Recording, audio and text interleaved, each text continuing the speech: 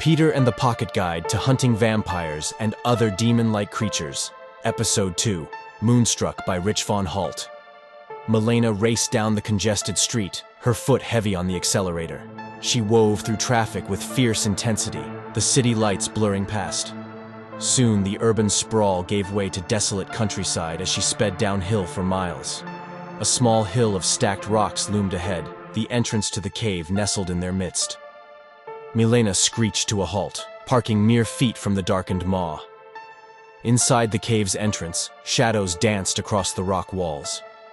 Milena strode through purposefully, her collar popped, the dried blood on her chin a macabre reminder of Peter's father. The passageway opened into a vast circular cavern. Pulsing techno beats reverberated off the stone as hundreds of human revelers gyrated on the dance floor. Towering candles bathed the room in flickering light. At the center, on a regal throne, sat Dasko. The Vampire King appeared no older than his mid-30s, yet his eyes betrayed the weight of centuries. Bare-chested, clad in black leather, his bald head and dark gaze fixed intently on Milena as she approached. 2 taps of a finger summoned her. Milena shrugged off her jacket as she drew close, exposing the crimson stain. Dasko pulled her in, his tongue flicking out to lap the blood from her skin. Unique vintage, he purred. An older fellow than anticipated. How I crave the untainted savor of virgin blood. Milena's eyes roved the crowd of dancers. Alas, methinks none remain pure amongst this lot. Indeed not, Dasko agreed. A beat. And transportation? Procured. Ample trunk capacity. Excellent! With a spin of his finger, Dasko signaled the staff. In a flash, his visage warped, eyes flaring crimson, teeth elongating to wicked points, nails extending into claws, ears tapering, malevolent, predatory. The candles snuffed out, plunging the cavern into Stygian gloom. Shrieks of terror pierced the darkness as the demons descended upon their unsuspecting prey. Somber faces gathered around the grave as the priest intoned the final blessing. Paul Peterson was a good man, beloved husband and father. The casket descended into the earth. One by one, the Italian men embraced Patty and Peter, offering condolences. Dominic clasped Peter's hand. Peter, this is unbelievable. I know, Peter managed, his voice thick.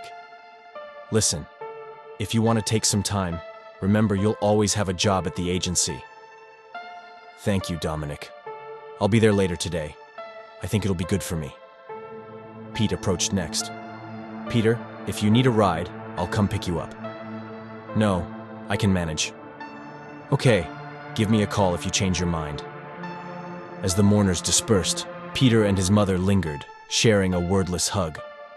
Grief hung heavy between them. Peter and Patty rushed into the house, drenched from the sudden downpour. They shed their dripping coats and sodden shoes. Can you believe it started raining as soon as he went in the ground? Patty remarked, shaking her head. Yeah, I'm glad it held off during the eulogy at least. Me too. Peter headed to change while Patty busied herself in the kitchen, the clatter of pots and pans failing to drown out the drumming of the rain. Minutes later, Patty sat smoking at the dining table, a spread of steaming dishes laid out before her. 2 empty plates waited expectantly. Peter emerged from his room in a garish Hawaiian shirt and khakis, clearly not dressed for a day of mourning. Patty silently served him a portion, disapproval etched on her face. Peter, where are you going? I have to go to work. What do you mean work?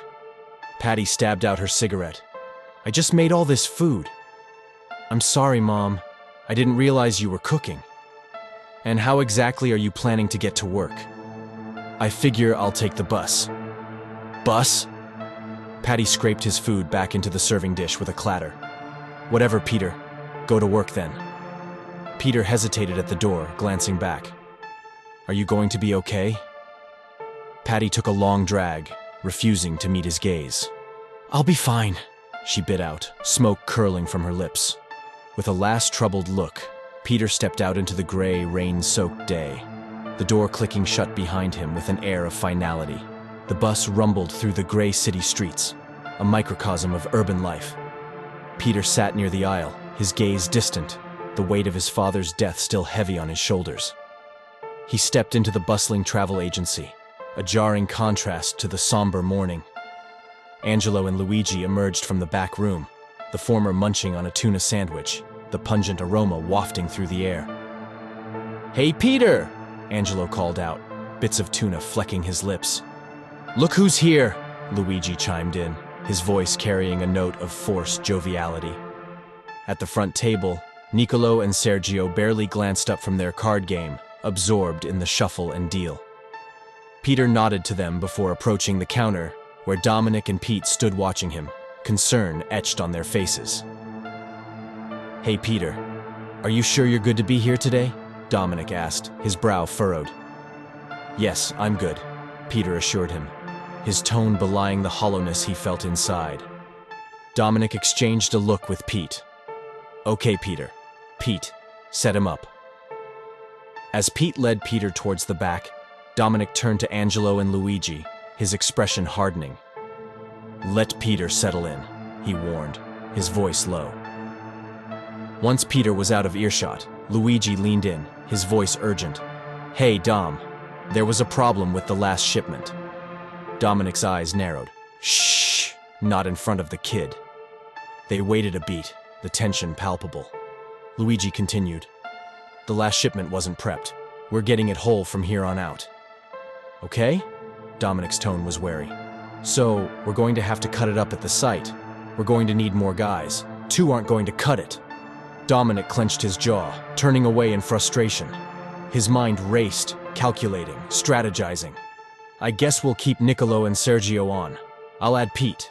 You and Angelo will have to switch off," he decided, his voice brooking no argument. Luigi shook his head. "Me and Angelo can't." Dominic whirled on him, his eyes flashing dangerously. The 2 men stared each other down, a silent battle of wills. In the end, they both turned their attention to Peter, watching as he disappeared into the back room, unaware of the dark undercurrents swirling around him. The bus rumbled through the night-shrouded streets, a solitary beacon in the darkness. Peter sat lost in thought, his gaze drifting out the window. Suddenly, a flash of gray caught his eye, a 1984 Oldsmobile Cutlass Supreme veering right onto a nearby cross street. Instinct propelled him to action. He yanked the yellow cord, signaling for the bus to halt. Half a block later, it shuddered to a stop, and Peter leapt out, his heart pounding. He sprinted north, chasing the phantom car down the dimly lit side street. The moon cast an eerie glow, his only guiding light in the oppressive silence. Out of nowhere, rough hands seized him, dragging him into a dank alley. Peter slammed against the chain-link fence, the breath knocked from his lungs. Fists pummeled his stomach, his face. He crumpled to the ground, tasting blood. The thugs rifled through his pockets, seeking a score. "This loser doesn't have any money, just travel agency business cards," one sneered, flinging the cards in Peter's face. "What a loser," the other echoed. They unleashed a flurry of kicks, each impact resonating through Peter's battered body. He squeezed his eyes shut, praying for an end. Abruptly, the blows ceased. An unnatural hush fell over the alley. Peter dragged himself upright, his eyes widening in horror at the sight before him. The thugs lay motionless, their throats torn open, blood pooling beneath them. A figure dropped from the sky, landing behind Peter with feline grace. He whirled around, coming face to face with a nightmare made flesh. The creature was clad in black, a long coat billowing around him. His skin held the pallor of death, contrasting starkly with his shoulder-length ebony hair. But it was his eyes that froze Peter's blood, cold, predatory, inhuman. Peter's hands trembled uncontrollably as he stumbled back, a primal terror eclipsing even the fear of the mugging. The vampire stalked forward, closing the distance between them. Peter found himself transfixed by the gleaming fangs protruding from the creature's mouth, unable to tear his gaze away. The vampire's eyes bore into his, ancient and merciless, promising a fate far worse than any beating. In that moment, staring into the face of pure evil, Peter knew with certainty that his world would never be the same.